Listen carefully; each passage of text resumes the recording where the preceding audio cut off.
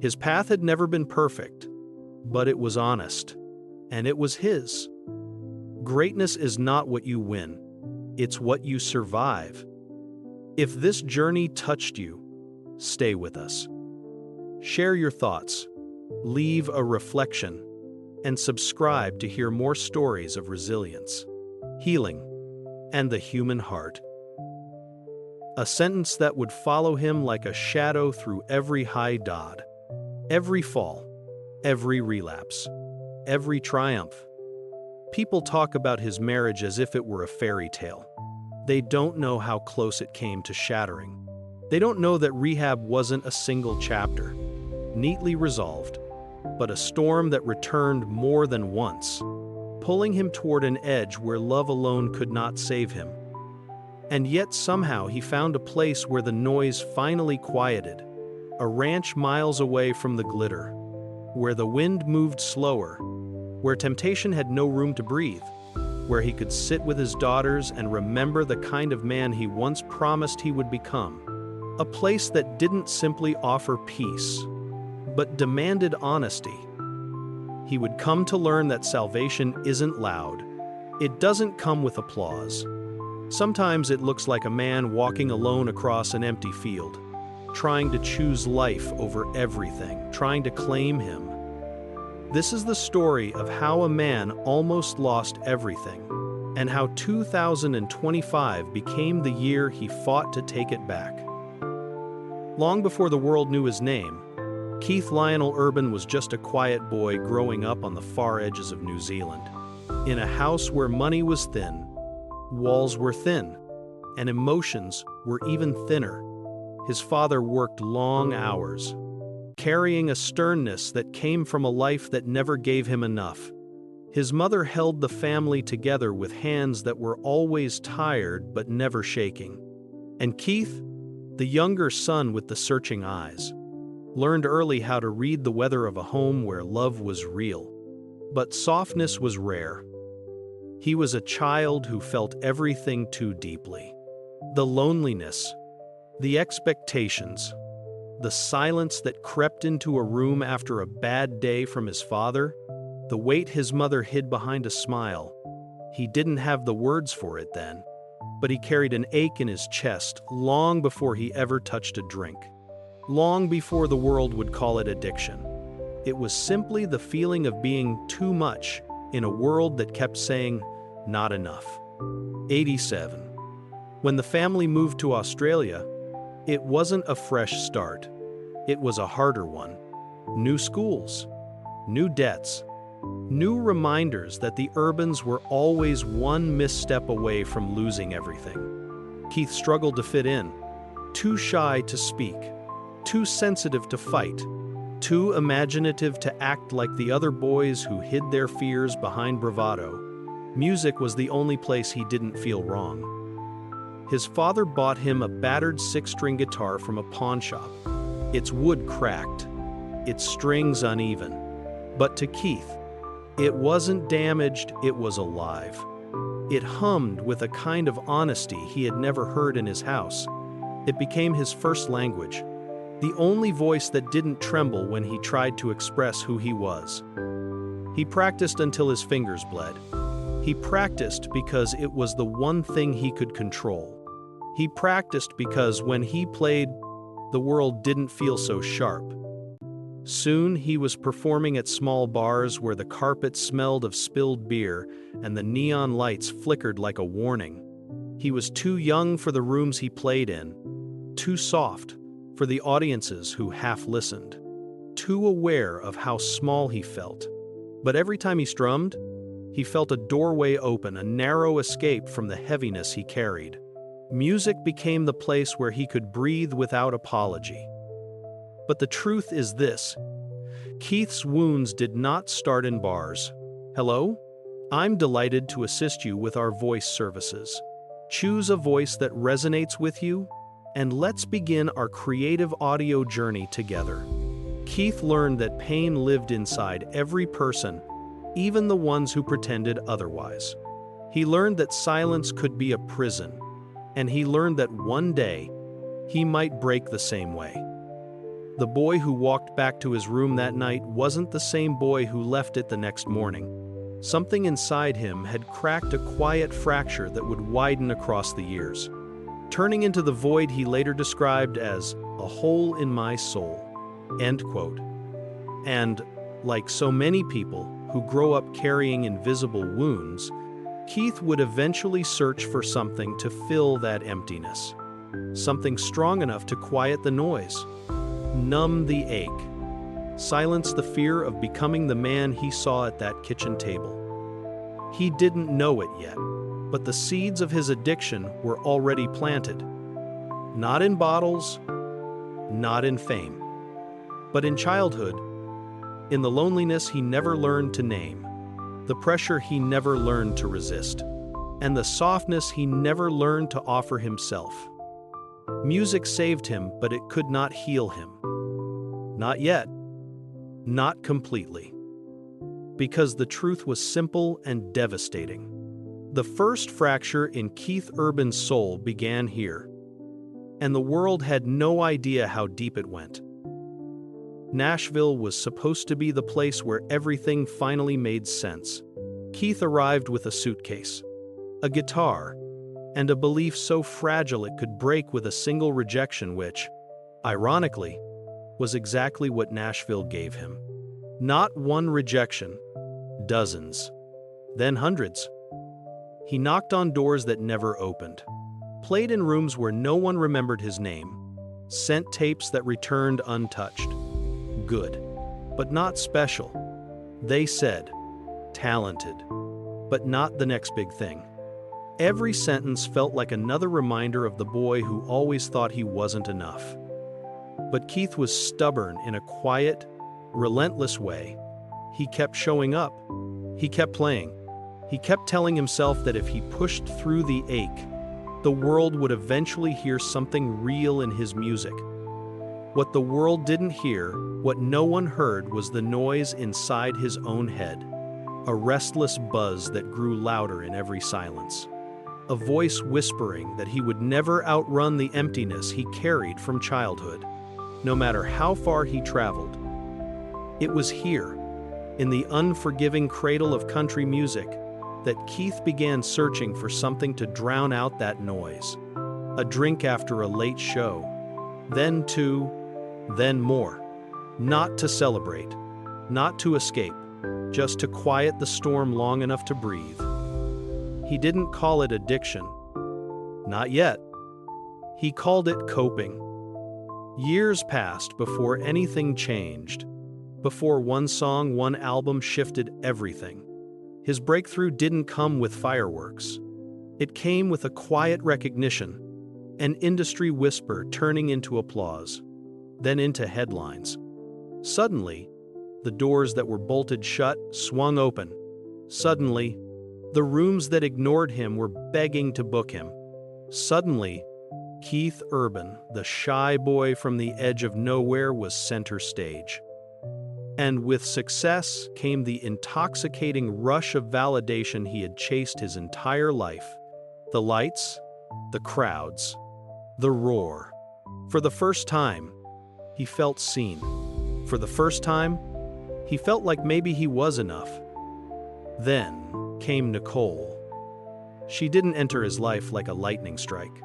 She arrived like something gentler, a warmth he didn't recognize at first, a softness he didn't know how to hold. To Keith, she felt impossible, elegant yet grounded, luminous yet private, a woman who carried her own quiet wounds behind her Hollywood glow. She saw him, the real him, long before the world did.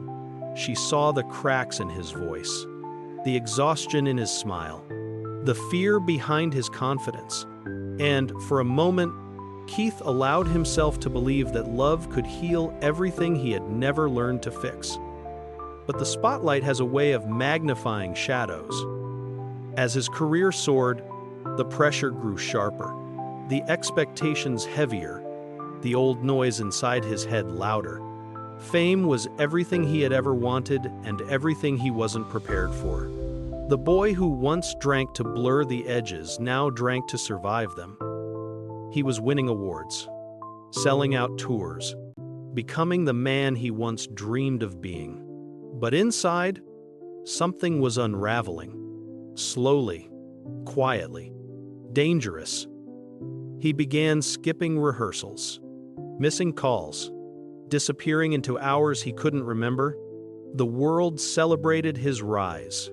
He felt himself sinking. His smile grew brighter on stage and emptier off stage. He told himself he could control it: the late nights, the drinks, the chaos. But addiction has a way of convincing you that you are in charge right up until the moment it proves you wrong. Nicole noticed first. She always did. There were nights when she looked at him with a tenderness that frightened him. Not because he didn't want it, but because he didn't believe he deserved it. She loved the man he was capable of being. But Keith feared she was slowly watching him disappear into the very darkness he had sworn he'd left behind. By the time the world declared him a rising star, Keith was already standing on a fault line no one else could see. Every achievement, every review, every award felt like pouring water into a bucket with a hole in it, a hole he had carried since childhood, one he never understood how to fill. He had reached the bright edge of everything he had ever dreamed of. But the ground beneath him had never been more fragile. And though he didn't know it yet, the fall, the one that would nearly cost him his marriage, his career, and his life had already begun. Fame arrived the way a summer storm does: sudden, electric, impossible to ignore. From 2005 to 2015, Keith Urban was not just successful, he was everywhere. His songs dominated the radio. His albums went platinum. His tours blew past sold-out signs as if they'd been waiting for him all along. Crowds didn't just watch him perform, they rose with him, roared with him, believed in him. And for a while, he believed too. The world saw the charming smile, the disarming humility, the guitar that seemed glued to his soul. They saw the coach on The Voice, the global icon who could stand beside anyone, legends, newcomers, crossover stars, and still shine the brightest. They saw the man who made country music feel new again. What they didn't see was the cost. Behind closed doors, Keith was becoming what some call a high-functioning addict, a person who could hold the world in his hands while losing his grip on himself. He could step on stage in front of 20,000 people, hit every note, charm every heart, and then return to a hotel room where the silence swallowed him whole. He was a master of disguises. To the world, he was soaring. To himself, he was slipping. Nicole tried to anchor him. She loved him fiercely, more fiercely than the world could ever understand, but even love has limits when it is trying to compete with a void. She watched him drift in and out of focus, watched his promises bend beneath the weight of old wounds and new temptations. She held his hand through victories and feared she was losing him in the spaces between. There were nights she sat awake beside him, listening to his breathing, wondering if he was dreaming or drowning. And there were nights she whispered his name just to make sure he was still there, truly there, and not somewhere far inside himself where she could not reach. Keith tried to stay ahead of the darkness. He tried burying it under applause, under achievement, under the roar of tour buses and stadium lights. But addiction is patient. It waits for the quiet. It waits for the cracks. And eventually, it found one. There was no spectacular collapse, no dramatic explosion, just small moments, missed calls, forgotten commitments, rehearsals skipped, eyes duller each day. The crew sensed it first, then friends, and finally, inevitably, Nicole. When she confronted him, it was not with anger but with heartbreak, the kind that comes from loving someone you can't save unless they decide to save themselves. He resisted. He minimized. He promised. He joked. He denied. He did everything except the one thing that mattered: surrender. But addiction does not negotiate. It escalates. And one night, after a string of shows that left him physically triumphant and emotionally hollow, Keith found himself standing in the middle of his living room, unable to explain to Nicole where he had been or why he could not remember parts of the last few days. There are moments in a marriage when the truth arrives like a blade. For Nicole, that was the night she realized she could lose him. For Keith, it was the night he realized he could lose everything. Rehab was not his choice. Not at first. It was an ultimatum delivered with tears that felt like fire. He didn't walk in willingly. He walked in because he loved a woman who refused to watch him die in slow motion.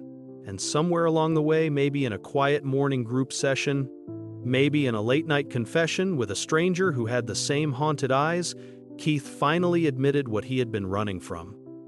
He wasn't drinking to escape life. He was drinking to escape himself. Recovery was not a straight line. It never is. But something shifted in him, something honest, something tender, something that hurt and healed at the same time. He began seeing life not as something to outrun, but as something to return to. The ranch came soon after. People assumed it was a symbol of wealth, a luxurious retreat. They were wrong.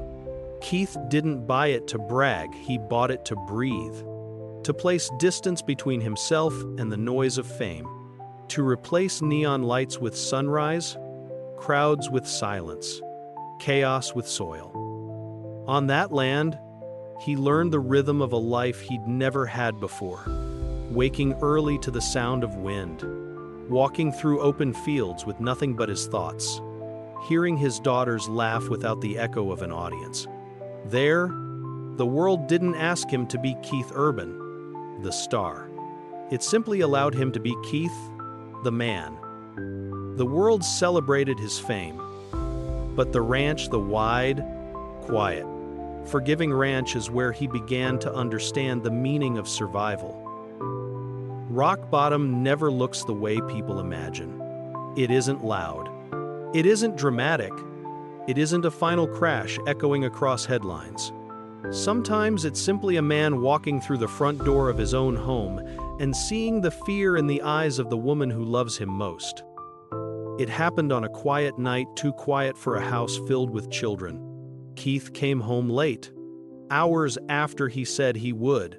His movements were off, his words unfocused, his smile stretched too thin to be real.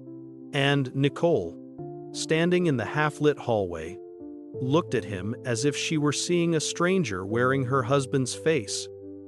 She didn't shout. She didn't accuse.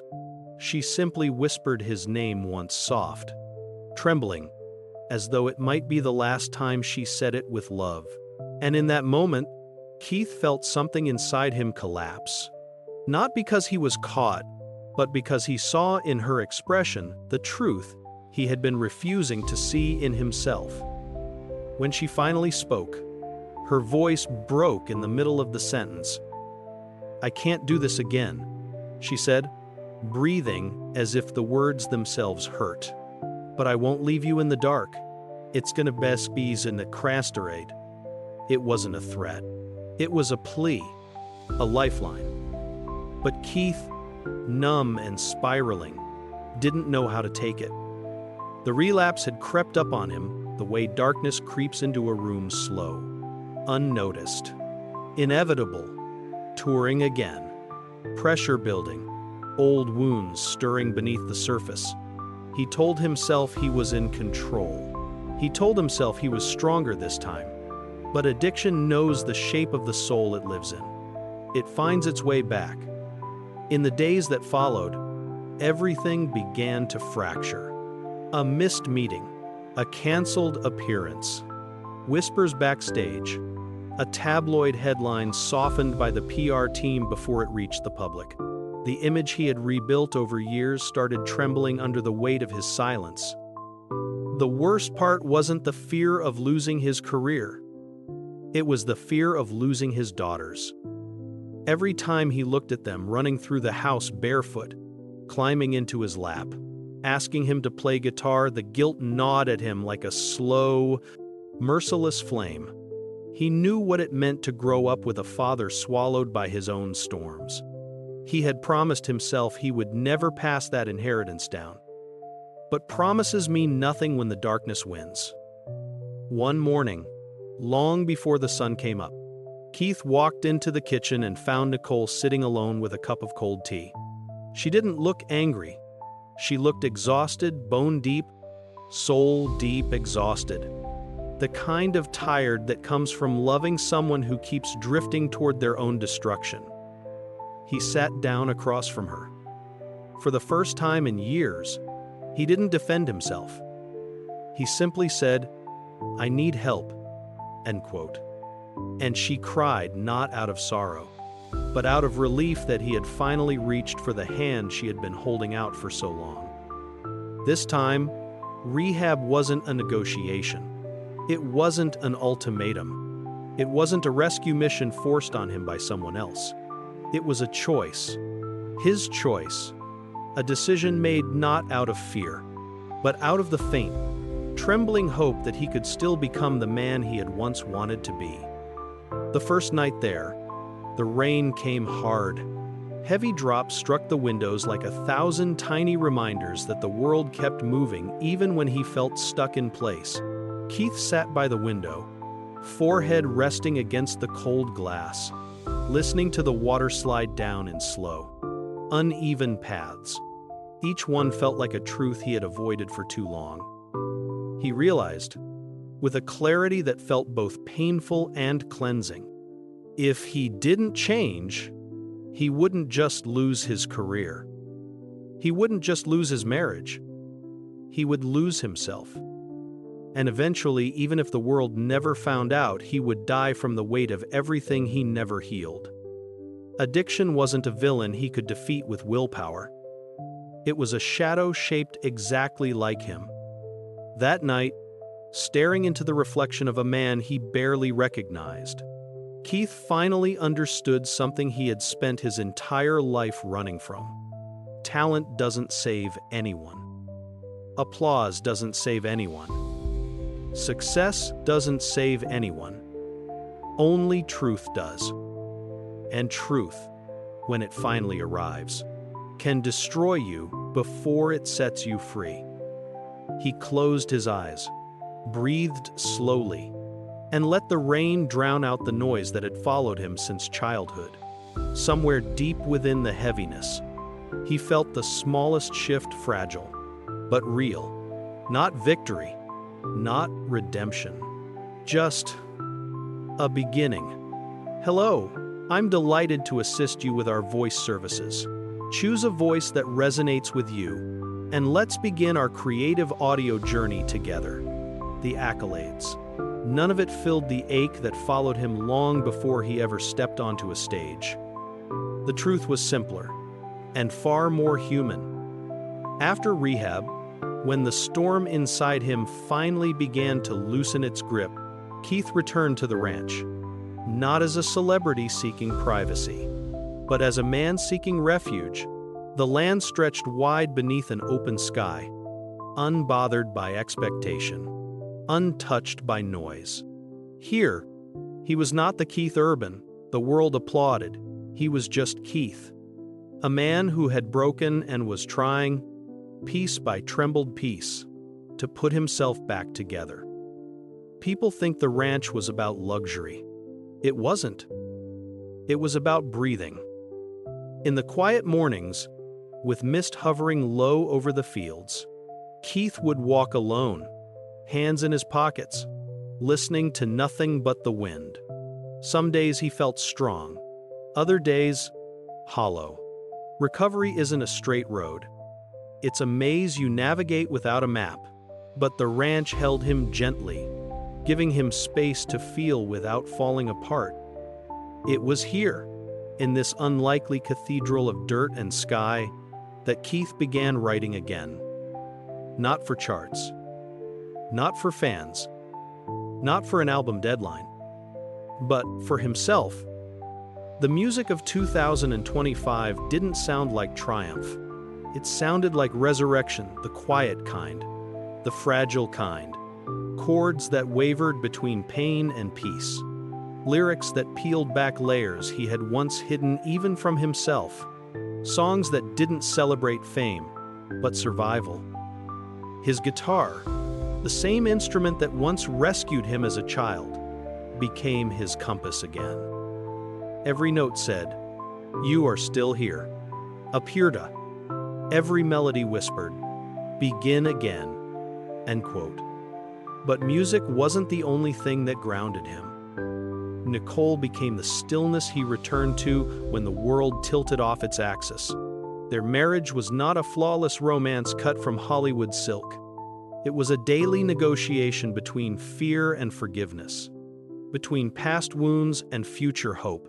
Some days they spoke softly, some days not at all. Some days they reached for each other, some days they simply stood near enough to remember they were on the same side. Love didn't cure him, but love held space for the man he was becoming. And then there were his daughters, the unexpected anchors of his rebirth. The world saw adorable children beside a famous father. Keith saw something else entirely. He saw innocence that demanded he rise above his darkness. He saw trust that he couldn't bear to break. He saw, in their laughter, the possibility of a man he had not yet learned to be. Once, when his youngest ran into his arms and sighed, "Dad," her voice soft and sure, something inside Keith clicked into place. A small piece, a quiet piece, but real.